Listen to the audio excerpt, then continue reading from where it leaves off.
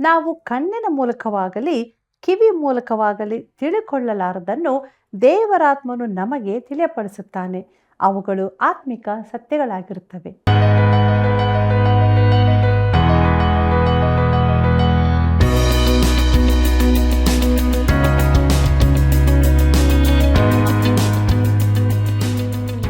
ಪ್ರೀತಿಯುಳ್ಳ ಸ್ನೇಹಿತರೆ, ನಿಮ್ಮೆಲ್ಲರಿಗೂ ತುಂಬ ಹೃದಯದ ವಂದನೆಗಳನ್ನು ಸಲ್ಲಿಸುತ್ತಾ ಇಂದಿನ ಸತ್ಯವೇದ ಅಧ್ಯಯನ ಕಾರ್ಯಕ್ರಮಕ್ಕೆ ಬಹು ಪ್ರೀತಿಯಿಂದ ಸ್ವಾಗತಿಸುತ್ತೇವೆ. ಮನುಷ್ಯ ಜ್ಞಾನವು ದೇವರ ವಿಷಯಗಳನ್ನು ತಿಳಿದುಕೊಳ್ಳಲಾರದು. ಆದ್ದರಿಂದ ಈ ದಿನಗಳಲ್ಲಿ ಮನುಷ್ಯನು ದೇವರಿಗೆ ವಿಧೇಯನಾಗದೆ ತನ್ನಲ್ಲಿಯೇ ಭರವಸವಿಡುತ್ತಾನೆ. ಈ ಲೋಕದ ಜ್ಞಾನವು ದೇವರ ಎದುರಿನಲ್ಲಿ ಹುಚ್ಚು ಮಾತಾಗಿದೆ. ಅದು ಹೇಗೆ ಎಂದು ತಿಳಿದುಕೊಳ್ಳೋಣ. ಬನ್ನಿ, ನಮ್ಮ ಅಧ್ಯಯನವನ್ನು ಈಗ ಪ್ರಾರಂಭಿಸೋಣ. ಕರ್ತನಲ್ಲಿ ಪ್ರೀತಿಯುಳ್ಳ ಸಹೋದರ ಸಹೋದರಿಯರೇ, ನನ್ನಲ್ಲಿರುವ ಆನಂದವು ನಿಮ್ಮಲ್ಲಿಯೂ ಇರಬೇಕೆಂತಲೂ ನಿಮ್ಮ ಆನಂದವು ಪರಿಪೂರ್ಣವಾಗಬೇಕೆಂಬುದಾಗಿ ಹೇಳಿದಂಥ ನಮ್ಮ ರಕ್ಷಕನಾದ ಯೇಸು ಕ್ರಿಸ್ತನ ಪರಿಶುದ್ಧವುಳ್ಳ ನಾಮದಲ್ಲಿ ನಿಮ್ಮೆಲ್ಲರಿಗೂ ನನ್ನ ಹೃದಯಪೂರ್ವಕವಾದ ವಂದನೆಗಳು. ಪ್ರಿಯರೇ, ಕೊರಿಂಥದವರಿಗೆ ಬರೆದಂಥ ಮೊದಲನೆಯ ಪತ್ರಿಕೆಯ ಅಧ್ಯಯನದಲ್ಲಿ ನಾವು ಮುಂದೆ ಸಾಗುತ್ತಾ ಇದ್ದೇವೆ. ದೇವರು ಇಲ್ಲಿಯವರೆಗೆ ನಮ್ಮನ್ನು ನಡೆಸಿದ್ದಕ್ಕಾಗಿ ಆತನಿಗೆ ಸ್ತೋತ್ರ ಸಲ್ಲಿಸೋಣ. ನಮ್ಮ ಅಧ್ಯಯನವನ್ನು ಮುಂದುವರಿಸುವ ಹಾಗೆ ಕೊರಿಂಥದವರಿಗೆ ಬರೆದಂಥ ಮೊದಲನೇ ಪತ್ರಿಕೆ 1ನೇ ಅಧ್ಯಾಯ 18ನೇ ವಚನವನ್ನು ಗಮನಿಸಿರಿ. ಅಲ್ಲಿ ಹೀಗೆ ಬರೆದದೆ: ಶಿಲುಬೆಯ ವಿಷಯವಾದ ಮಾತು ನಾಶನದ ಮಾರ್ಗದಲ್ಲಿರುವವರಿಗೆ ಹುಚ್ಚು ಮಾತಾಗಿದೆ, ರಕ್ಷಣೆಯ ಮಾರ್ಗದಲ್ಲಿರುವ ನಮಗಾದರೂ ದೇವರ ಶಕ್ತಿಯಾಗಿದೆ ಎಂಬುದಾಗಿ. ಕರ್ತನಲ್ಲಿ ಪ್ರಿಯರೇ, ಕ್ರೂಜೆಯು ಜನರನ್ನು ವಿಭಾಗಿಸುತ್ತದೆ, ರಕ್ಷಿಸಲ್ಪಡದವರು ರಕ್ಷಿಸಲ್ಪಟ್ಟವರು ಎಂಬುದಾಗಿ. ಆದರೆ ರಕ್ಷಿಸಲ್ಪಟ್ಟವರನ್ನೇ ಅದು ವಿಭಾಗಿಸುವುದಿಲ್ಲ, ಅದು ಅವರನ್ನು ಒಂದುಗೂಡಿಸುವಂಥದ್ದಾಗಿದೆ. ಒಬ್ಬ ಡಚ್ ಕಲಾಗಾರನು ಕೊನೆ ತೀರ್ಪು ಎಂಬುದಾಗಿ ಒಂದು ಚಿತ್ರಣವನ್ನು ಬರೆದನು. ಅದರಲ್ಲಿ ದೇವರ ಸಿಂಹಾಸನವಿತ್ತು. ಆ ಸಿಂಹಾಸನದಿಂದ ದೂರದಲ್ಲಿ ನಾಶನಕ್ಕೆ ಒಳಗಾದವರು ಆಕಾಶದಿಂದ ಬೀಳುತ್ತಿದ್ದರು. ಹಾಗೆ ಅವರು ಬೀಳುವಾಗ ಒಬ್ಬರಿಗೊಬ್ಬರು ಅಂಟಿಕೊಳ್ಳುತ್ತಿದ್ದರು. ಜನರು ಪ್ರಯಾಸಪಟ್ಟು ಕಟ್ಟಲು ಯತ್ನಿಸುವ ಜಗತ್ತಿನ ಚಿತ್ರಣ ಇದಾಗಿದೆ. ನಾಶವಾಗುವವರು ಏಕತೆಯಿಂದ ಒಟ್ಟಾಗಿ ಸೇರಿಕೊಳ್ಳಲು ಯತ್ನಿಸುತ್ತಾರೆ. ಕಡೇ ದಿನಗಳಲ್ಲಿ ಅವರು ಒಟ್ಟಾಗಲಿದ್ದಾರೆ. ಆದರೆ ಸಭಾ ಐಕ್ಯತೆಯ ಬೀಜವನ್ನು, ಪ್ರಸ್ತುತ ವಾತಾವರಣವನ್ನು ಮುರಿಯಬೇಕಾದರೆ ಕ್ರಿಸ್ತನ ಸುವಾರ್ತೆಯೇ ಬೇಕಾಗಿರುತ್ತದೆ. ಕರ್ತನಾದ ಯೇಸು ತಾನು ಜನರನ್ನು ವಿಭಾಗಿಸುವವನೆಂದು ಕರೆದುಕೊಂಡಿದ್ದಾನೆ ಮತ್ತು ಆ ವಿಭಾಗಿಸುವ ರೇಖೆಯು ಆತನ ಕ್ರೂಜೆಯಲ್ಲಿದೆ. ಪ್ರಿಯರೇ, ನಾಶನ ಮಾರ್ಗದಲ್ಲಿರುವವರಿಗೆ ಕ್ರೂಜೆಯ ಸುವಾರ್ತೆಯು ಹುಚ್ಚು ಮಾತಾಗಿ ಕಂಡುಬರುತ್ತದೆ. ಆದರೆ ರಕ್ಷಣೆ ಹೊಂದಿದವನಿಗೆ ಅದು ದೇವರ ಶಕ್ತಿಯಾಗಿದೆ. ದೇವರಿಗೆ ಮಹಿಮೆಯಾಗಲಿ. ಕರ್ತನಲ್ಲಿ ಪ್ರಿಯರೇ, ತನ್ನ ಸುವಾರ್ತಾ ಪ್ರಸಂಗದ ವಿಧಾನವು ಲೋಕದ ಜ್ಞಾನಕ್ಕನುಸಾರವಾಗಿ ಇರುವುದಿಲ್ಲವೆಂದು ಪೌಲನು ತಿಳಿಸುತ್ತಾನೆ. ಅದು ಈ ಲೋಕದ ಭಾಷಾಜ್ಞಾನ, ವಿಭಾಗಗಳು, ಜನಾಭಿಪ್ರಾಯಗಳು ಇಲ್ಲವೇ ತತ್ವಗಳನ್ನು ಅವಲಂಬಿಸಿಲ್ಲ. ಅವನು ಕೇವಲ ಕ್ರಿಸ್ತನ ಕ್ರೂಜೆಯನ್ನು ಜಗತ್ತಿನೆದುರು ಎತ್ತಿ ಹಿಡಿದನು. ನಾಶನದಲ್ಲಿರುವವರಿಗೆ ಕ್ರಿಸ್ತನ ಕ್ರೂಜೆಯು ಹುಚ್ಚು ಮಾತಾಗಿರುತ್ತದೆ. ಆದರೆ ರಕ್ಷಣೆ ಹೊಂದಿದ ವ್ಯಕ್ತಿಗೆ ಅದು ದೇವರ ಶಕ್ತಿಯಾಗುತ್ತದೆ. ಪ್ರಿಯರೇ, ಕ್ರಿಸ್ತನ ಕ್ರೂಜೆಯು ಲೋಕವನ್ನು ವಿಭಾಗಿಸುತ್ತದೆ, ಆದರೆ ಅದು ಸಭೆಯನ್ನು ಒಡೆಯುವುದಿಲ್ಲ. ಕೊರಿಂಥದವರಿಗೆ ಬರೆದಂಥ ಮೊದಲನೇ ಪತ್ರಿಕೆ 1ನೇ ಅಧ್ಯಾಯ 19ನೇ ವಚನದಿಂದ 21ನೇ ವಚನದವರೆಗೆ ಗಮನಿಸಿರಿ. ಅಲ್ಲಿ ಹೀಗೆ ಬರೆದದೆ: ಜ್ಞಾನಿಗಳ ಜ್ಞಾನವನ್ನು ನಾಶ ಮಾಡುವೆನು, ವಿವೇಕಿಗಳ ವಿವೇಕ ನಿರಾಕರಿಸುವೆನು ಎಂಬುದಾಗಿ ಶಾಸ್ತ್ರೋಕ್ತಿಯುಂಟಲ್ಲ. ಜ್ಞಾನಿಯು ಎಲ್ಲಿ? ಶಾಸ್ತ್ರಿಯಲ್ಲಿ? ಇಹಲೋಕದ ತರ್ಕವಾದಿಯಲ್ಲಿ? ದೇವರು ಇಹಲೋಕ ಜ್ಞಾನವನ್ನು ಹುಚ್ಚುತನವಾಗ ಮಾಡಿದ್ದಾನಲ್ಲವೇ? ಹೇಗೆಂದರೆ ಲೋಕವು ಜ್ಞಾನವೆನಿಸಿಕೊಳ್ಳುವ ಮಾರ್ಗದಿಂದ ದೇವರನ್ನು ತಿಳುಕೊಳ್ಳದೆ ಹೋದದ್ದು ದೇವರ ಜ್ಞಾನದ ಸಂಕಲ್ಪವೇ. ಹೀಗಾದ ಮೇಲೆ ಹುಚ್ಚು ಮಾತು ಎಣಿಸಿಕೊಂಡಿರುವ ನಮ್ಮ ಪ್ರಸಂಗದಿಂದಲೇ ನಂಬುವವರನ್ನು ರಕ್ಷಿಸುವುದು ದೇವರಿಗೆ ಒಳ್ಳೆಯದೆಂದು ತೋಚಿತು ಎಂಬುದಾಗಿ. ಪ್ರೀತಿಯುಳ್ಳ ಸಹೋದರ ಸಹೋದರಿಯರೇ, ಪೌಲನು ಮಾನವ ಜನಾಂಗವನ್ನು ಜನಾಂಗ ರೀತಿಯಲ್ಲಿ 2 ಭಾಗವಾಗಿ ವಿಭಾಗಿಸುತ್ತಾನೆ, ಯಹೂದ್ಯರು ಹಾಗೂ ಗ್ರೀಕರು ಎಂಬುದಾಗಿ. ಈ 2 ವಿಭಾಗಗಳನ್ನು ಅವನು ಸ್ಪಷ್ಟವಾಗಿ ಗುರುತಿಸುತ್ತಾನೆ. ಯಹೂದ್ಯನು ಧಾರ್ಮಿಕತೆಯ ಪ್ರತಿನಿಧಿಯಾಗಿದ್ದಾನೆ. ಅವನಿಗೆ ದೇವರು ಕೊಟ್ಟ ಒಂದು ಧರ್ಮವಿದೆ. ತಮ್ಮಲ್ಲಿ ಸತ್ಯವಿದೆ ಎಂದು ಯಹೂದ್ಯರು ನೆನೆಸಿದರು. ಅದು ಹಳೆ ಒಡಂಬಡಿಕೆಯ ಮಟ್ಟಿಗೆ ಸರಿಯಾದದ್ದೇ. ಆದರೆ ಸಮಸ್ಯೆ ಏನೆಂದರೆ ಅದು ಅವರಿಗೊಂದು ಧಾರ್ಮಿಕ ವಿಧಿ ಮಾತ್ರವಾಗಿತ್ತು. ಅವರು ಸತ್ಯವೇದದಿಂದ ದೂರ ಸರಿದು ಸಂಪ್ರದಾಯಗಳನ್ನು ಅನುಸರಿಸಿದರು ಮತ್ತು ಈ ಸಂಪ್ರದಾಯಗಳು ಧರ್ಮಶಾಸ್ತ್ರವನ್ನು ಅವರು ತಿಳುಕೊಂಡ ರೀತಿಯೇ ಆಗಿತ್ತು. ಅದರ ಶಕ್ತಿಯು ಹೋಗಿಬಿಟ್ಟಿತು. ಆದ್ದರಿಂದ ಕ್ರಿಸ್ತನು ಕಾಣಿಸಿಕೊಂಡಾಗ ಅವರು ಸೂಚಕ ಕಾರ್ಯವನ್ನು ಅಪೇಕ್ಷಿಸಿದರು. ತಮ್ಮ ಧರ್ಮಶಾಸ್ತ್ರದ ಕಡೆಗೆ ತಿರುಗಿಕೊಳ್ಳುವುದರ ಬದಲಾಗಿ ಅವರು ಸೂಚಕ ಕಾರ್ಯಕ್ಕಾಗಿ ಕೇಳಿಕೊಂಡರು. ಆಗ ಶಾಸ್ತ್ರಿಗಳಲ್ಲಿಯೂ ಫರಿಸಾಯರಲ್ಲಿಯೂ ಕೆಲವರು, ಬೋಧಕನೇ, ನಿನ್ನಿಂದಾಗುವ ಒಂದು ಸೂಚಕ ಕಾರ್ಯವನ್ನು ನೋಡಬೇಕೆಂದು ನಮಗೆ ಅಪೇಕ್ಷೆಯಿದೆ ಎಂದು ಆತನನ್ನು ಕೇಳಲಾಗಿ, ಆತನು ಅವರಿಗೆ ಉತ್ತರ ಕೊಟ್ಟದ್ದೇನೆಂದರೆ, ವ್ಯಭಿಚಾರಣೆಯಂತಿರುವ ಈ ಕೆಟ್ಟ ಸಂತತಿಯು ಸೂಚಕ ಕಾರ್ಯವನ್ನು ನೋಡಬೇಕೆಂದು ಅಪೇಕ್ಷಿಸುತ್ತದೆ. ಆದರೆ ಯೋನನೆಂಬ ಪ್ರವಾದಿಯಲ್ಲಿ ಆದ ಸೂಚಕ ಕಾರ್ಯವೇ ಹೊರತು ಬೇರೆ ಯಾವುದೂ ಇದಕ್ಕೆ ಸಿಕ್ಕುವುದಿಲ್ಲ. ಅಂದರೆ ಯೋನನು ಹೇಗೆ 3 ದಿನ ರಾತ್ರಿ ಹಗಲು ದೊಡ್ಡ ಮೀನಿನ ಹೊಟ್ಟೆಯೊಳಗೆ ಇದ್ದನೋ, ಹಾಗೆಯೇ ಮನುಷ್ಯಕುಮಾರನು 3 ದಿನ ರಾತ್ರಿ ಹಗಲು ಭೂಗರ್ಭದೊಳಗೆ ಇರುವನು ಎಂಬುದಾಗಿ ಮತ್ತಾಯನ ಬರೆದ ಸುವಾರ್ತೆ 12ನೇ ಅಧ್ಯಾಯ 38ನೇ ವಚನದಿಂದ 40ನೇ ವಚನದವರೆಗೆ ಓದುತ್ತೇವೆ. ಕರ್ತನಲ್ಲಿ ಪ್ರಿಯರೇ, ಕರ್ತನಾದ ಯೇಸು ಅವರಿಗೆ ಪುನರುತ್ಥಾನದ ಸೂಚಕ ಕಾರ್ಯದ ಕುರಿತು ಹೇಳಿದನು. ಗ್ರೀಕರು, ಅಂದರೆ ಯಹೂದ್ಯರಲ್ಲದವರಾಗಿದ್ದರು. ಅವರು ತತ್ವಜ್ಞಾನಗಳ ಸಂಕೇತವಾಗಿದ್ದರು. ಅವರು ಜ್ಞಾನವನ್ನು ಪ್ರೀತಿಸುವವರು, ತಾವು ಸತ್ಯವನ್ನು ಹುಡುಕುವರೆಂದು ಅವರು ಹೇಳಿದರು. ಅದಕ್ಕಾಗಿ ವಿಶ್ವವನ್ನೇ ಸತ್ಯಕ್ಕಾಗಿ ಜಾಲಾಡಿದರು. ಅವರು ತರ್ಕಬದ್ಧವಾಗಿ ನಂಬುವವರಾಗಿದ್ದರು. ಯಹೂದ್ಯರು ಆಚಾರ ವಿಧಿಗಳಲ್ಲಿ ಮುಳುಗಿರುವಾಗ ಯಹೂದ್ಯರಲ್ಲದವರು ತಾರ್ಕಿಕರು ಆಗಿದ್ದು ಬುದ್ಧಿಗೆ ಸರಿ ತೋಚಿದ್ದಕ್ಕೆ ಒಪ್ಪಿಕೊಳ್ಳುವರಾಗಿದ್ದರು. ಪ್ರೀತಿಯುಳ್ಳ ದೇವಜನರೇ, ಕ್ರಿಸ್ತನು ಬರುವುದಕ್ಕಿಂತ ಸುಮಾರು 400 ವರ್ಷಗಳ ಮೊದಲು ಚರಿತ್ರೆಯ ದಿಗಂತದಲ್ಲಿ ಗ್ರೀಕ್ ಜನಾಂಗವು ಬೌದ್ಧಿಕ ಪ್ರಖರತೆಯನ್ನು, ಅದರ ಕಲಾತ್ಮಕ ಕ್ರಿಯೆಗಳನ್ನು ಸ್ಥಾಪಿಸಿದ್ದು ಅವು ಈಗಲೂ ಮಾನವ ಜನಾಂಗವನ್ನು ದಿಗ್ಭ್ರಮೆಗೊಳಿಸುವಂಥದ್ದಾಗಿದೆ. ಅದು ಸುಮಾರು 3 ಶತಕಗಳ ಕಾಲ ಮುಂದುವರಿಯಿತು. ಕ್ರಿಸ್ತನು ಬರುವ ಕಾಲಕ್ಕೆ ಈ ಗ್ರೀಕರ ಪ್ರಭಾವ ಕಡಿಮೆಯಾಗಿತ್ತು. ಅದು ಪ್ರಭಾವವನ್ನು ಕಳಕೊಂಡಿತ್ತು. ಪ್ರೀತಿಯುಳ್ಳ ದೇವಜನರೇ, ತತ್ವಜ್ಞಾನವೆಂದರೆ ಕುರುಡನೊಬ್ಬನು ಕತ್ತಲೆ ಕೋಣೆಯಲ್ಲಿ ಅಲ್ಲಿಲ್ಲದ ಕಪ್ಪು ಬೆಕ್ಕಿಗಾಗಿ ತಡಕಾಡುವುದು ಎಂದು ಒಬ್ಬರು ಹೇಳಿದ್ದಾರೆ. ಗ್ರೀಕರು ಜ್ಞಾನವನ್ನು ಹುಡುಕುತ್ತಾರೆ. ಈಗಲೂ ಮಾನವನು ಯಾವುದಾದರೊಂದು ಸೂತ್ರ ಇಲ್ಲವೇ ಶಾಸ್ತ್ರಕ್ಕಾಗಿ ಹುಡುಕುತ್ತಿರುತ್ತಾನೆ ಮತ್ತು ಜೀವನದ ಪ್ರಶ್ನೆಗಳಿಗೆ ವಿಜ್ಞಾನದಲ್ಲಿ ಉತ್ತರವಿದೆ ಎಂದು ಭಾವಿಸ್ತಾನೆ. ಮಾನವ ಜೀವಿತದ ಎಲ್ಲ ಪ್ರಶ್ನೆಗಳಿಗೆ ಉತ್ತರವಿದೆ ಎಂದು ನಿಮಗೆ ಅನಿಸುತ್ತದೆಯೋ? ಒಂದು ವೃತ್ತಪತ್ರಿಕೆಯಲ್ಲಿದ್ದ ಈ ಮಾತು ನನಗೆ ಆಸಕ್ತಿಕರವಾಗಿ ಕಂಡಿತು. ಸತ್ಯವೆಂದರೆ ಮಾನವನು ತನ್ನ ಸ್ವಂತ ಸಾಧನೆಗಳಿಂದ ಅತಿಯಾಗಿ ಸಂತೃಪ್ತಗೊಂಡಿದ್ದಾನೆ. ಭೂಮಿಯ ಮೇಲ್ಭಾಗದಿಂದ 100 ಮೈಲಿಗಿಂತಲೂ ಹೆಚ್ಚಿನ ಕಕ್ಷೆಗೆ ಕ್ಷಿಪಣಿಯೊಂದನ್ನು ಸ್ಥಾಪಿಸುವುದು ತುಂಬ ಜನರ ಒಗ್ಗಟ್ಟಾದ ಯೋಚನೆ ಹಾಗೂ ಸಾಧನೆಗಳ ಫಲವಾಗಿದೆ. ಆದರೆ ನಾವು ಪರಿಸ್ಥಿತಿಯನ್ನು ಅತಿಯಾಗಿ ಮಾಡುತ್ತೇವೆ. ಭೂಮಿಯ ಕೆಲವು ಮೈಲುಗಳ ಮೇಲಿಂದ ಸಂಚರಿಸುವ ಮನುಷ್ಯರನ್ನು ಗಗನಯಾತ್ರಿಗಳೆಂದು ಕರೆಯುತ್ತಾರಾದರೂ ಇದು ನಿಜವಾಗಿ ತಪ್ಪಾಗಿದೆ.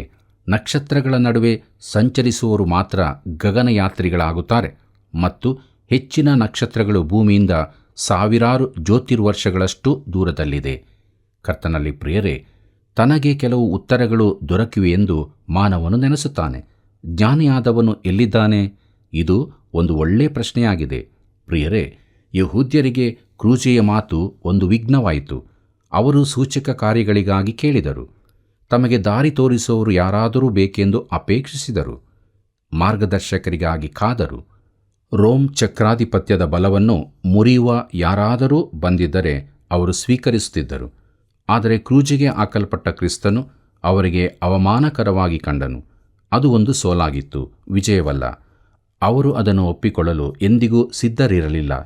ರೋಮಾಪುರದವರಿಗೆ ಬರೆದ ಪತ್ರಿಕೆ 9ನೇ ಅಧ್ಯಾಯ 36ನೇ ವಚನದಲ್ಲಿ ಬರೆದಿರುವಂತೆ, ಇಗೋ, ಚಿಯೋನಿನಲ್ಲಿ ಎಡವುವ ಕಲ್ಲನ್ನು, ಮುಗ್ಗರಿಸುವ ಬಂಡೆಯನ್ನು ಇಡುತ್ತೇನೆಂತಲೂ ಅದರ ಮೇಲೆ ನಂಬಿಕೆ ಇಡುವವನು ಆಶಾಭಂಗಪಡುವುದಿಲ್ಲ ಎಂದು.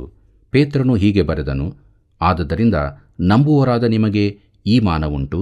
ನಂಬದೇ ಇರುವವರಿಗೋ ಮನೆ ಕಟ್ಟುವವರು ಬೇಡವೆಂದು ಬಿಟ್ಟ ಕಲ್ಲೇ ಮುಖ್ಯವಾದ ಮೂಲೆಗಲ್ಲಾಯಿತು ಎಂತಲೂ, ಅದು ಎಡವುವ ಕಲ್ಲು, ಮುಗ್ಗರಿಸುವ ಬಂಡೆ ಎಂತಲೂ ಬರೆದಿರುವ ಮಾತು ಸರಿಬೀಳುತ್ತದೆ. ಅವರು ದೇವರ ವಾಕ್ಯವನ್ನು ನಂಬೊಲ್ಲದೇ ಇರುವುದರಿಂದ ಆ ಕಲ್ಲನ್ನು ಎಡವಿ ಬೀಳುತ್ತಾರೆ. ಅದಕ್ಕಾಗಿಯೇ ಅವರು ನೇಮಕವಾದವರು ಎಂಬುದಾಗಿ ಪೇತ್ರನು ಬರೆದಂಥ ಮೊದಲನೇ ಪತ್ರಿಕೆ 2ನೇ ಅಧ್ಯಾಯ 7 ಮತ್ತು 8ನೇ ವಚನದಲ್ಲಿ ಓದುತ್ತೇವೆ. ಪ್ರಿಯರೇ, ಕ್ರೂಜಿಸಲ್ಪಟ್ಟ ಕ್ರಿಸ್ತನು ಯಹೂದ್ಯರಿಗೂ ಎಡವುವ ಕಲ್ಲಾದನು. ಗ್ರೀಕರಿಗೆ, ಅಂದರೆ ಯಹೂದ್ಯರಲ್ಲದವರಿಗೆ, ಕ್ರೂಜೆಯು ಹುಚ್ಚು ಮಾತಾಗಿದೆ, ಅರ್ಥವಿಲ್ಲದ ಮಾತಾಗಿದೆ. ಅವರು ಅದನ್ನು ಪೂರಾ ಕಲ್ಪನಾಕತೆ, ಹಾಸ್ಯಾಸ್ಪದವಾದದ್ದು, ಬುದ್ಧಿವಿರುದ್ಧವಾದದ್ದು, ಲೌಕಿಕವಾದದ್ದು ಎಂದು ಭಾವಿಸಿದರು. ಪ್ರಿಯರೇ, ಪೌಲನು ತತ್ವಶಾಸ್ತ್ರದ ಮೇಲೆರಗುತ್ತಾನೆ. ಅವನು ಕೊರಿಂಥದಲ್ಲಿದ್ದಾಗ ಕ್ರಿಸ್ತನನ್ನು ಪ್ರಚುರಪಡಿಸುತ್ತಿದ್ದನು. ಅವರು ಎದುರಿಸಿ ದೂಷಿಸಲಾಗಿ ಅವನು ತನ್ನ ವಸ್ತ್ರಗಳನ್ನು ಜಾಡಿಸಿ ಅವರಿಗೆ, ನಿಮ್ಮ ನಾಶನಕ್ಕೆ ನೀವೇ ಹೊಣೆ, ನಾನು ಇಂದಿನಿಂದ ಶುದ್ಧ ಮನಸ್ಸುಳ್ಳವನಾಗಿ ಅನ್ಯಜನರ ಬಳಿಗೆ ಹೋಗುತ್ತೇನೆ ಎಂದನು. ಪ್ರಿಯರೇ, ತತ್ವಜ್ಞಾನವು ಮಾನವನನ್ನು ಈ ಲೋಕದ ಗುಂಡಿಯಿಂದ ಮೇಲಕ್ಕೆತ್ತಬಲ್ಲದೋ? ಅದಕ್ಕೆ ಇವರಿಗೆ ಸಾಧ್ಯವಾಗಲಿಲ್ಲ. ಕ್ರೂಜೆಯ ಪ್ರಸಂಗ, ಅದರಲ್ಲಿರುವ ಸಂದೇಶವನ್ನು ಪ್ರಾಕೃತ ಮನುಷ್ಯನು ಅರ್ಥವಿಲ್ಲದ್ದು ಎಂದು ಭಾವಿಸ್ತಾನೆ. ಈಗಲೂ ಮಾನವನು ಅದನ್ನು ನಿರಾಕರಿಸುತ್ತಿದ್ದಾನೆ. ಈ ದಿನಗಳಲ್ಲಿ ಲೋಕಜ್ಞಾನವು ಬಡತನ ನಿರ್ಮೂಲನದಂತಹ ಕಾರ್ಯಕ್ರಮಗಳನ್ನು ಹಾಕಿಕೊಳ್ಳುವಂಥದ್ದಾಗಿದೆ. ಇಲ್ಲವೇ ವಿದ್ಯೆಯ ಮೂಲಕ ಮಾನವನನ್ನು ಅವನ ಸಮಸ್ಯೆಗಳಿಂದ ಬಿಡಿಸಲು ಯತ್ನಿಸುತ್ತದೆ. ಮಾನವನಿಗೆ ಈ ದಿನದಲ್ಲಿ ಅವಶ್ಯವಾದದ್ದು ಸುವಾರ್ತೆಯೇ. ಪ್ರಿಯರೇ, ಲೋಕದ ಜ್ಞಾನವು ಇದನ್ನು ತಿಳಿದುಕೊಳ್ಳಲೇ ಇಲ್ಲ. ಪೌಲನು ಇನ್ನೊಂದು ರೀತಿಯ ಮಾನವರ ಕುರಿತು ಹೇಳುತ್ತಾನೆ. ಆದರೆ ದೇವರಿಂದ ಕರೆಸಿಕೊಂಡವರು ಯಹೂದ್ಯರಾಗಲಿ ಗ್ರೀಕರಾಗಲಿ ಇವರು ಆರಿಸಲ್ಪಟ್ಟವರು. ಅವರು ಕರೆಯನ್ನು ಕೇಳಿಸಿಕೊಂಡದ್ದಲ್ಲದೆ ಅದನ್ನು ಸ್ವೀಕರಿಸಿದವರೂ ಆಗಿದ್ದಾರೆ. ಕ್ರಿಸ್ತನ ಕ್ರೂಜೆಯಲ್ಲಿ ಅವರು ತಮ್ಮ ಜೀವಿತಗಳನ್ನು ಬದಲಾಯಿಸಿ ಹೊಸ ಮನುಷ್ಯರನ್ನಾಗಿ ಮಾಡಿದ ದೇವರ ಜ್ಞಾನ ಬಲವನ್ನು ಕಂಡುಕೊಂಡಿದ್ದಾರೆ. ಪ್ರಿಯರೇ, ದೇವರು 11 ಮಂದಿಯನ್ನು ತಾರ್ಸದ ಸೌಲನನ್ನೂ ಸಿದ್ಧಪಡಿಸಿ ಲೋಕದೊಳಕ್ಕೆ ಕಳಿಸಿಕೊಟ್ಟನು. ಪಾಪ ತುಂಬಿದ ಕೊರಿಂಥಕ್ಕೆ, ಧಾರ್ಮಿಕತೆಯ ಎಫೇಸಕ್ಕೆ ಅವರು ಸುವಾರ್ತೆಯನ್ನು ತಂದರು. ಕಳೆದ 2000 ವರ್ಷಗಳಿಂದಲೂ ಸುವಾರ್ತೆಯು ಲೋಕಕ್ಕೆಲ್ಲ ಪ್ರಸಾರವಾಗುತ್ತಿದೆ. ಮಾನವ ಜನಾಂಗಕ್ಕಿರುವ ಸಹಾಯವೂ ನಿರೀಕ್ಷೆಯೂ ಅದೊಂದೇ ಆಗಿದೆ. ಕೊರಿಂಥದವರಿಗೆ ಬರೆದ ಮೊದಲನೇ ಪತ್ರಿಕೆ 1ನೇ ಅಧ್ಯಾಯ 24ನೇ ವಚನದಿಂದ 26ನೇ ವಚನದವರೆಗೆ ಗಮನಿಸಿರಿ. ಅಲ್ಲಿ ನಾವು ಹೀಗೆ ನೋಡುತ್ತೇವೆ. ಆದರೆ ದೇವರಿಂದ ಕರೆಸಿಕೊಂಡವರು ಯಹೂದ್ಯರಾಗಲಿ ಗ್ರೀಕರಾಗಲಿ ಅವರಿಗೆ ಇಂಥವನು ದೇವರ ಶಕ್ತಿಯೂ ದೇವರ ಜ್ಞಾನವೂ ಆಗಿರುವ ಕ್ರಿಸ್ತನೇ. ಲೋಕದವರು ದೇವರಲ್ಲಿ ಯಾವುದನ್ನು ಬುದ್ಧಿಹೀನತೆ ಎಂದು ಎಣಿಸುತ್ತಾರೋ ಅದು ಮನುಷ್ಯರ ಜ್ಞಾನಕ್ಕಿಂತಲೂ ಶ್ರೇಷ್ಠ ಜ್ಞಾನವಾಗಿದೆ. ಅವರು ದೇವರಲ್ಲಿ ಯಾವುದನ್ನು ಬಲಹೀನತೆ ಎಂದು ಎಣಿಸುತ್ತಾರೋ ಅದು ಮನುಷ್ಯರ ಬಲಕ್ಕಿಂತಲೂ ಬಲವುಳ್ಳದ್ದಾಗಿದೆ. ಸಹೋದರರೇ, ದೇವರು ನಿಮ್ಮನ್ನು ಕರೆದಾಗ ಎಂಥವರನ್ನು ಕರೆದನೆಂದು ಆಲೋಚಿಸಿರಿ. ನಿಮ್ಮೊಳಗೆ ಲೌಕಿಕ ದೃಷ್ಟಿಯಲ್ಲಿ ಜ್ಞಾನಿಗಳೂ ಅನೇಕರಿಲ್ಲ, ಅಧಿಕಾರಿಗಳೂ ಅನೇಕರಿಲ್ಲ, ಕುಲೀನರೂ ಅನೇಕರಿಲ್ಲ ಎಂಬುದಾಗಿ. ಪ್ರೀತಿಯುಳ್ಳ ದೇವಜನರೇ, ಕೆಲವರು ಕ್ರಿಸ್ತನನ್ನಂಗೀಕರಿಸಿದ ಪ್ರಮುಖ ವ್ಯಕ್ತಿಗಳಿಗೆ ಪ್ರಾಧಾನ್ಯತೆ ಕೊಡಲು ಬಯಸುತ್ತಾರೆ. ಮನೋರಂಜನಾ ಕ್ಷೇತ್ರದಲ್ಲಿ ಕೈಗಾರಿಕಾ ನಾಯಕರು, ಸರಕಾರದಲ್ಲಿನ ಪ್ರಮುಖರು ಇತ್ಯಾದಿ. ಆದರೆ ದೇವರು ಸಾಮಾನ್ಯ ಜನರನ್ನು ಆರಿಸುತ್ತಾನೆ. ನಿನ್ನಂಥ ಸರಳ ವ್ಯಕ್ತಿಗಳನ್ನು ಕರೆಯುತ್ತಾನೆ. ಕೊರಿಂಥದವರಿಗೆ ಬರೆದ ಮೊದಲನೇ ಪತ್ರಿಕೆ 1ನೇ ಅಧ್ಯಾಯ 27ನೇ ವಚನ ಹೀಗೆ ಹೇಳುತ್ತದೆ. ದೇವರು ಜ್ಞಾನಿಗಳನ್ನು ನಾಚಿಕೆ ಪಡಿಸುವುದಕ್ಕಾಗಿ ಈ ಲೋಕದ ಬಲಹೀನರನ್ನು ಆರಿಸಿಕೊಂಡಿದ್ದಾನೆ ಎಂಬುದಾಗಿ. ಕರ್ತನಲ್ಲಿ ಪ್ರಿಯರೇ, ಇವರು ಮೂರ್ಖರೆಂದು ಅದರ ಅರ್ಥವಲ್ಲ. ಅವರು ಲೋಕಕ್ಕೆ ಮೂರ್ಖರಂತೆ ಕಾಣುತ್ತಾರೆ. ಅವರು ಬಲಹೀನರಲ್ಲ, ಲೋಕದ ದೃಷ್ಟಿಯಲ್ಲಿ ಬಲಹೀನರು. ಇದು ದೇವರ ವಿಧಾನವಾಗಿದೆ. ಆತನು ಅತೀ ಕೆಳಗಿನ ಮಟ್ಟದವರನ್ನು ಆರಿಸುತ್ತಾನೆ. ಕೊರಿಂಥದವರಿಗೆ ಬರೆದ ಮೊದಲನೇ ಪತ್ರಿಕೆ 1ನೇ ಅಧ್ಯಾಯ 28 ಮತ್ತು 29ನೇ ವಚನಗಳನ್ನು ಗಮನಿಸಿರಿ. ಅಲ್ಲಿ ಹೀಗೆ ಬರೆದದೆ. ದೇವರು ಈ ಲೋಕದ ಕುಲಹೀನರನ್ನು, ಅಸಡ್ಡೆಯಾದವರನ್ನು ಆರಿಸಿಕೊಂಡದ್ದಲ್ಲದೆ ಗಣ್ಯರನ್ನು ಇಲ್ಲದಂತೆ ಮಾಡುವುದಕ್ಕಾಗಿ ಗಣನೆಗೆ ಬಾರದವರನ್ನು ಆರಿಸಿಕೊಂಡಿದ್ದಾನೆ. ಹೀಗಿರಲು ದೇವರ ಮುಂದೆ ಹೊಗಳಿಕೊಳ್ಳುವುದಕ್ಕೆ ಯಾರಿಗೂ ಆಸ್ಪದವಿಲ್ಲ ಎಂಬುದಾಗಿ. ಪ್ರೀತಿಯುಳ್ಳ ದೇವಜನರೇ, ನಮಗೆ ಹೊಗಳಿಕೊಳ್ಳಲು ಯಾವ ಅವಕಾಶವೂ ಇರುವುದಿಲ್ಲ. ಕೊರಿಂಥದವರಿಗೆ ಬರೆದ ಮೊದಲನೇ ಪತ್ರಿಕೆ 1ನೇ ಅಧ್ಯಾಯ 30ನೇ ವಚನ ಹೀಗೆ ಹೇಳುತ್ತದೆ. ನೀವು ಕ್ರಿಸ್ತ ಯೇಸುವಿನಲ್ಲಿರುವುದು ಆತನಿಂದಲೇ. ಕ್ರಿಸ್ತ ಯೇಸು ನಮಗೆ ದೇವರ ಕಡೆಯಿಂದ ಜ್ಞಾನವು, ನೀತಿ, ಶುದ್ಧೀಕರಣ, ವಿಮೋಚನೆಗಳಿಗೆ ಕಾರಣನೂ ಆದನು ಎಂಬುದಾಗಿ. ಪ್ರೀತಿಯುಳ್ಳ ಸಹೋದರ ಸಹೋದರಿಯರೇ, ನಮಗೆ ಬೇಕಾದ್ದೆಲ್ಲವೂ ಆತನೇ ಆಗಿದ್ದಾನೆ. ಪ್ರಿಯ ಸ್ನೇಹಿತನೇ, ನಿನಗೆ ಇದು ಅರ್ಥವಾದರೆ ಒಳ್ಳೆಯದು. ನಮಗೆ ಆತನು ಜ್ಞಾನವಾಗಿ ಮಾಡಲ್ಪಟ್ಟಿದ್ದಾನೆ. ಆತನು ನಮ್ಮ ನೀತಿಯೂ ಪರಿಶುದ್ಧತ್ವವೂ ವಿಮೋಚನೆಯೂ ಆಗಿದ್ದಾನೆ. ಪ್ರಿಯ ಸ್ನೇಹಿತನೇ, ನಿನಗೆ ಇಂದು ಬೇಕಾದೆಲ್ಲವೂ ಆತನಲ್ಲಿ ಕಂಡುಕೊಳ್ಳುತ್ತಿ. ಕೊರಿಂಥದವರಿಗೆ ಬರೆದ ಮೊದಲನೇ ಪತ್ರಿಕೆ 1ನೇ ಅಧ್ಯಾಯ 31ನೇ ವಚನವನ್ನು ಗಮನಿಸಿರಿ. ಅಲ್ಲಿ ಹೀಗೆ ನೋಡುತ್ತೇವೆ: ಹೆಚ್ಚಳ ಪಡುವವನು ಕರ್ತನಲ್ಲಿಯೇ ಹೆಚ್ಚಳ ಪಡಲಿ ಎಂಬ ವೇದೋಕ್ತಿ ನೆರವೇರುವುದಕ್ಕೆ ಇದರಿಂದ ಮಾರ್ಗವಾಯಿತು ಎಂಬುದಾಗಿ. ಕರ್ತನಲ್ಲಿ ಪ್ರಿಯರೇ, ನಾವು ಕರ್ತನಾದ ಯೇಸು ಕ್ರಿಸ್ತನಲ್ಲಿಯೇ ಹೆಚ್ಚಳ ಪಡಬೇಕು. ನೀನು ಯಾವುದರಲ್ಲಿ ಹೆಚ್ಚಳ ಪಡುತ್ತಿ? ನಿನ್ನ ಜ್ಞಾನ, ಐಶ್ವರ್ಯ, ಬಲ, ಸ್ಥಾನಮಾನಗಳಲ್ಲಿಯೋ? ನೀನು ಕೊಚ್ಚಿಕೊಳ್ಳುವ ಯಾವುದೂ ನಿನ್ನದಲ್ಲ. ಆದರೆ ನಾವು ಕ್ರಿಸ್ತನಲ್ಲಿ ಹೆಚ್ಚಳ ಪಡಬಹುದು. ಆತನು ಎಲ್ಲವೂ ಆಗಿದ್ದಾನೆ. ನಮಗೆ ಬೇಕಾದೆಲ್ಲವೂ ಆತನಲ್ಲಿದೆ. ಪ್ರಿಯರೇ, ಇಲ್ಲಿಗೆ ಕೊರಿಂಥದವರಿಗೆ ಬರೆದಂಥ ಮೊದಲನೇ ಪತ್ರಿಕೆಯ 1ನೇ ಅಧ್ಯಾಯದ ಧ್ಯಾನವು ಮುಗಿಯಿತು. ಮುಂದಕ್ಕೆ ನಾವು 2ನೇ ಅಧ್ಯಾಯಕ್ಕೆ ಬರೋಣ. 2ನೇ ಅಧ್ಯಾಯದ ಮುಖ್ಯ ಪ್ರಸ್ತಾಪ ಪವಿತ್ರಾತ್ಮನ ಸ್ಪಷ್ಟತೆಯು ಮಾನವ ಜ್ಞಾನವನ್ನು ತಿದ್ದುತ್ತದೆ ಎಂಬುದಾಗಿ. ಪ್ರೀತಿಯುಳ್ಳ ದೇವಜನರೇ, ಕೊರಿಂಥದವರಿಗೆ ಬರೆದ ಮೊದಲನೇ ಪತ್ರಿಕೆ 2ನೇ ಅಧ್ಯಾಯ 1ನೇ ವಚನ ಹೀಗೆ ಹೇಳುತ್ತದೆ: ಸಹೋದರರೇ, ನಾನಂತೂ ದೇವರು ಹೇಳಿಕೊಟ್ಟ ಮಾತನ್ನು ತಿಳಿಸುವನಾಗಿ ನಿಮ್ಮ ಬಳಿಗೆ ಬಂದಾಗ ವಾಕ್ಚಾತುರ್ಯದಿಂದಾಗಲಿ ಜ್ಞಾನಾಡಂಬರದಿಂದಾಗಲಿ ಬರಲಿಲ್ಲ ಎಂಬುದಾಗಿ. ಕರ್ತನಲ್ಲಿ ಪ್ರೀತಿಯುಳ್ಳ ಸಹೋದರ ಸಹೋದರಿಯರೇ, ಪೌಲನು ಪ್ರಸಂಗಿಸುವುದರಲ್ಲಿ ತತ್ವಜ್ಞಾನದ ವಿಧಾನಗಳನ್ನು ಉಪಯೋಗಿಸಲಿಲ್ಲವೆಂಬುದನ್ನು ಗಮನಿಸಿರಿ. ಅವನು ವಿಷಯಗಳನ್ನು ಪ್ರಸ್ತಾಪಿಸಿ ಬೋಧಿಸುವನಲ್ಲ, ಅವನು ದೇವರ ವಾಕ್ಯವನ್ನು ವಿವರಿಸುವವನು. ಇದು ದೇವರ ವಿಧಾನವೆಂದು ನಾನು ವೈಯಕ್ತಿಕವಾಗಿ ನಂಬುತ್ತೇನೆ. ಕರ್ತನಾದ ಯೇಸು ಕೂಡ ಇದೇ ವಿಧಾನವನ್ನನುಸರಿಸಿದನು. ಪೌಲನು ಅಲಂಕಾರಿಕ ಇಲ್ಲವೇ ವಾಕ್ಚಾತುರ್ಯದ ಮಾತುಗಳನ್ನು ಉಪಯೋಗಿಸಲೂ ಇಲ್ಲ. ಪೌಲನು ಲೋಕದ ಜ್ಞಾನವನ್ನು ಹಿಡುಕೊಂಡು ದೇವರ ಮರ್ಮಗಳನ್ನು ವಿವರಿಸಿಕೊಂಡು ಬರಲಿಲ್ಲ. ಮರ್ಮ ಎಂದರೆ ಅವನು ಏನನ್ನು ಹೇಳುತ್ತಿದ್ದಾನೆ. ಪತ್ರಿಕೆಯಲ್ಲಿ ಈ ಶಬ್ದ ಪುನಃ ಬರುತ್ತದೆ. ಮರ್ಮವೆಂದರೆ ಈವರೆಗೆ ಪ್ರಕಟವಾಗದಿರುವ ಸಂಗತಿ. ಪೌಲನು ಪ್ರಸಂಗಿಸಿದ ದೇವರ ಮರ್ಮವೆಂದರೆ ಯೇಸು ಕ್ರಿಸ್ತನು ಕ್ರೂಜಿತನಾದದ್ದು. ಆದರೆ ಈಗ ಅದು ಪ್ರಕಟವಾಗಿದೆ. ಹಳೆ ಒಡಂಬಡಿಕೆಯಲ್ಲಿ ಕ್ರಿಸ್ತನು ಕ್ರೂಜಿಗೆ ಹಾಕಲ್ಪಟ್ಟದ್ದು ಸಾಂಕೇತಿಕವಾಗಿ ಪ್ರಕಟಿಸಲ್ಪಟ್ಟಿದೆ, ಪ್ರವಾದನೆಯಲ್ಲಿಯೂ ತಿಳಿಸಲ್ಪಟ್ಟಿದೆ. ನಿಜವಾದ ಘಟನೆ ಮೊದಲು ಪ್ರಕಟವಾಗಿರದ ಹೊಸ ಘಟನೆಯಾಗಿದೆ. ಕೊರಿಂಥದವರಿಗೆ ಬರೆದಂಥ ಮೊದಲನೇ ಪತ್ರಿಕೆ 2ನೇ ಅಧ್ಯಾಯ 2ನೇ ವಚನ ಹೀಗೆ ಹೇಳುತ್ತದೆ: ನಾನು ಶಿಲುಬೆಗೆ ಹಾಕಲ್ಪಟ್ಟವನಾದ ಯೇಸು ಕ್ರಿಸ್ತನನ್ನೇ ಹೊರತು ಬೇರೆ ಯಾವುದನ್ನೂ ತಿಳಿಯದವನಾಗಿ ನಿಮ್ಮಲ್ಲಿ ಇರುವೆನೆಂದು ತೀರ್ಮಾನಿಸಿಕೊಂಡೆನು ಎಂಬುದಾಗಿ. ಪ್ರೀತಿಯುಳ್ಳ ದೇವಜನರೇ, ಜಗಳಗಳಿಗೆ ಕಾರಣವಾಗುವ ತತ್ವಶಾಸ್ತ್ರದ ವಾಗ್ವಾದಗಳಿಗೆ ಪೌಲನು ಪ್ರವೇಶಿಸಲಿಲ್ಲ. ಅವನು ಕ್ರಿಸ್ತನ ಕ್ರೂಜೆಯ ಕುರಿತಾಗಿ ಮಾತ್ರ ಪ್ರಸಂಗಿಸುತ್ತಾ ಹೋದನು. ಕ್ರೂಜಿತನಾದ ರಕ್ಷಕನ ಲೋಕದ ಪಾಪಗಳಿಗಾಗಿ ಸತ್ತವರ ಕುರಿತು ಹೇಳಿದನು. ಈ ದಿನಗಳಲ್ಲಿ ಇಂಥ ರೀತಿಯ ಸೇವೆ ಅತೀ ಅವಶ್ಯವಾಗಿದೆ. ಕೊರಿಂಥದವರಿಗೆ ಬರೆದ ಮೊದಲನೇ ಪತ್ರಿಕೆ 2ನೇ ಅಧ್ಯಾಯ 3ನೇ ವಚನವನ್ನು ಗಮನಿಸಿರಿ. ಅಲ್ಲಿ ಹೀಗೆ ಬರೆದದೆ: ಇದಲ್ಲದೆ ನಾನು ನಿಮ್ಮಲ್ಲಿಗೆ ಬಂದಾಗ ನಿಮ್ಮ ಬಳಿಯಲ್ಲಿ ಬಲಹೀನನೂ ಭಯಪಡುವವನೂ ಬಹು ನಡುಗುವವನೂ ಆಗಿದ್ದೆನು ಎಂಬುದಾಗಿ. ಕರ್ತನಲ್ಲಿ ಪ್ರಿಯರೇ, ಪೌಲನು ತನ್ನ ಹೃದಯವನ್ನು ತೆರೆದು ತನ್ನ ಆಂತರ್ಯದ ಯೋಚನೆಗಳನ್ನು ನಮಗೆ ತಿಳಿಸುತ್ತಾನೆ. ಅವರ ಮಧ್ಯದಲ್ಲಿರುವಾಗ ಅವನು ತುಂಬ ಭಯಪಟ್ಟವನಾಗಿದ್ದಾನೆಂಬುದನ್ನು ಸ್ಪಷ್ಟಪಡಿಸುತ್ತಾನೆ. ಅವನು ಬಲಹೀನನೂ ಭಯಪಡುವವನೂ ಬಹು ನಡುಗುವವನೂ ಆಗಿದ್ದನು. ಆದ್ದರಿಂದಲೇ ದೇವರು ಈ ಲೋಕದ ಬಲಹೀನರನ್ನು ಆರಿಸಿಕೊಂಡಿದ್ದಾನೆಂದು ಅವನು ಹೇಳಿದ್ದರಲ್ಲಿ ಆಶ್ಚರ್ಯವಿಲ್ಲ. ಪೌಲನು ತನ್ನ ವಿಷಯದಲ್ಲಿ ಅತಿಯಾಗಿ ಭಾವಿಸಿಕೊಂಡವನಲ್ಲ. ಆದರೂ ಅವನು ಅನೇಕ ರೀತಿಯಲ್ಲಿ ಮಹಾಜ್ಞಾನಿಯೂ ಶ್ರೇಷ್ಠ ವ್ಯಕ್ತಿಯೂ ಆಗಿದ್ದನು. ಆದರೆ ತನ್ನ ಕುರಿತು ವಿಶೇಷವಾಗಿ ಎಣಿಸಿಕೊಂಡವನಲ್ಲ. ಕೊರಿಂಥದವರಿಗೆ ಬರೆದ ಮೊದಲನೇ ಪತ್ರಿಕೆ 2ನೇ ಅಧ್ಯಾಯ 4ನೇ ವಚನ ಹೀಗೆ ಹೇಳುತ್ತದೆ: ನಿಮ್ಮ ನಂಬಿಕೆಯು ಮಾನುಷ ಜ್ಞಾನವನ್ನು ಆಧಾರ ಮಾಡಿಕೊಳ್ಳದೆ ದೇವರ ಶಕ್ತಿಯನ್ನು ಆಧಾರ ಮಾಡಿಕೊಂಡಿರಬೇಕೆಂದು ನನ್ನ ಬೋಧನೆಯಲ್ಲಿಯೂ ಪ್ರಸಂಗದಲ್ಲಿಯೂ ಮನವೊಲಿಸುವ ಜ್ಞಾನವಾಕ್ಯಗಳನ್ನು ನಾನು ಪ್ರಯೋಗಿಸದೆ ದೇವರಾತ್ಮನ ಬಲವನ್ನು ತೋರ್ಪಡಿಸುವ ವಾಕ್ಯಗಳನ್ನೇ ಪ್ರಯೋಗಿಸಿದೆನು ಎಂಬುದಾಗಿ. ನಮ್ಮ ದಿನಗಳಲ್ಲಿ ಮಾನುಷ ಜ್ಞಾನದ ತುಂಬ ಮಾತುಗಳನ್ನು ಕೇಳುತ್ತೇವೆ. ತುಂಬ ಬೋಧಿಸುವಂಥದ್ದು ನಡೆಯುತ್ತದೆ.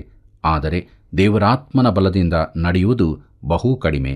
ನಮಗೆ ಅಗತ್ಯವಾದದ್ದು ಸರಿಯಾದ ವಿಧಾನ, ಸರಿಯಾದ ವಿಷಯ, ಇಲ್ಲವೇ ಸರಿಯಾದ ಮಾತಿನ ವರಸೆ ಎಂದು ಮಾತ್ರ ನಾವು ಭಾವಿಸುತ್ತೇವೆ. ನಮ್ಮ ಪ್ರಸಂಗಗಳಲ್ಲಿ ಪವಿತ್ರಾತ್ಮನ ಶಕ್ತಿ ಎಷ್ಟೊಂದು ಅವಶ್ಯವಿದೆ. ಕರ್ತನಲ್ಲಿ ಪ್ರಿಯರೇ, ನಮ್ಮ ವಿಶ್ವಾಸವು ದೇವರ ಬಲದ ಮೇಲೆ ಆಧಾರಗೊಂಡಿರತಕ್ಕದ್ದು. ಕೊರಿಂಥದವರಿಗೆ ಬರೆದ ಮೊದಲನೇ ಪತ್ರಿಕೆ 2ನೇ ಅಧ್ಯಾಯ 6ನೇ ವಚನ ಹೀಗೆ ಹೇಳುತ್ತದೆ, ಆದರೂ ಪ್ರವೀಣರಲ್ಲಿ ಜ್ಞಾನವನ್ನೇ ಹೇಳುತ್ತೇವೆ, ಅದು ಇಹಲೋಕದ ಜ್ಞಾನವಲ್ಲ, ಇಲ್ಲದೆ ಹೋಗುವ ಇಹಲೋಕಾಧಿಕಾರಿಗಳ ಜ್ಞಾನವೂ ಅಲ್ಲ ಎಂಬುದಾಗಿ. ಪ್ರಿಯರೇ, ನಾನು ಲೋಕದ ವಿಧಾನವನ್ನು ಅನುಸರಿಸುವುದೇ ಇಲ್ಲವೆಂದು ಪೌಲನು ತಿಳಿಸುತ್ತಾನೆ. ಮುಂದಕ್ಕೆ ನೋಡೋಣ. ಕೊರಿಂಥದವರಿಗೆ ಬರೆದಂಥ ಮೊದಲನೇ ಪತ್ರಿಕೆ 2ನೇ ಅಧ್ಯಾಯ 7ನೇ ವಚನವನ್ನು. ಅಲ್ಲಿ ಹೀಗೆ ಬರೆದದೆ, ಇದುವರೆಗೆ ಗುಪ್ತವಾಗಿದ್ದ ಸತ್ಯಾರ್ಥವನ್ನು ತಿಳಿಸುವಲ್ಲಿ ದೇವರ ಜ್ಞಾನವನ್ನೇ ಹೇಳುತ್ತೇವೆ. ಅದು ಯಾವುದೆಂದರೆ, ದೇವರು ನಮ್ಮ ಮಹಿಮೆಗಾಗಿ ಲೋಕೋತ್ಪತ್ತಿಗಿಂತ ಮೊದಲೇ ನೇಮಿಸಿ ಇದುವರೆಗೆ ಮರೆಮಾಡಿದ ಜ್ಞಾನವೇ ಎಂಬುದಾಗಿ. ಕರ್ತನಲ್ಲಿ ಪ್ರಿಯರೇ, ಮತ್ತೊಮ್ಮೆ ನಾವು ಗುಪ್ತವಾಗಿದ್ದ ಸತ್ಯಾರ್ಥ ಎಂಬ ಶಬ್ದವನ್ನು ನೋಡುತ್ತೇವೆ. ಈ ಪದವನ್ನು ಸ್ಪಷ್ಟಪಡಿಸಿಕೊಳ್ಳೋಣ. ನಾವು ಸಾಮಾನ್ಯವಾಗಿ ಕಾಣುವ ರಹಸ್ಯವನ್ನು ಬಿಡಿಸುವ ಯಾವ ಕ್ರಿಯೆಯೂ ಇದರಲ್ಲಿ ಸೇರಿಕೊಂಡಿಲ್ಲ.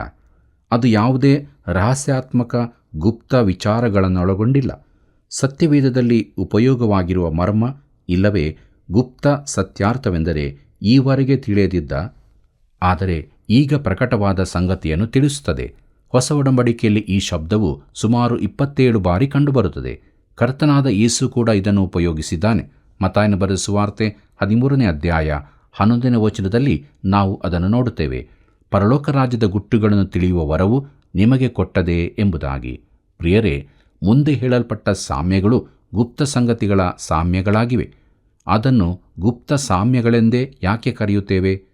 ಅರಸನನ್ನು ತಿರಸ್ಕರಿಸಿದ ಹಾಗೂ ಆತನು ತನ್ನ ರಾಜ್ಯ ಸ್ಥಾಪಿಸಲು ಬರುವ ನಡವಣ ಅವಧಿಯಲ್ಲಿ ದೇವರ ರಾಜ್ಯ ಯಾವ ಕಡೆಗೆ ಚಲಿಸುತ್ತದೆ ಎಂಬುದನ್ನು ಯೇಸು ಆ ಸಾಮ್ಯಗಳಲ್ಲಿ ವಿವರಿಸುತ್ತಾನೆ.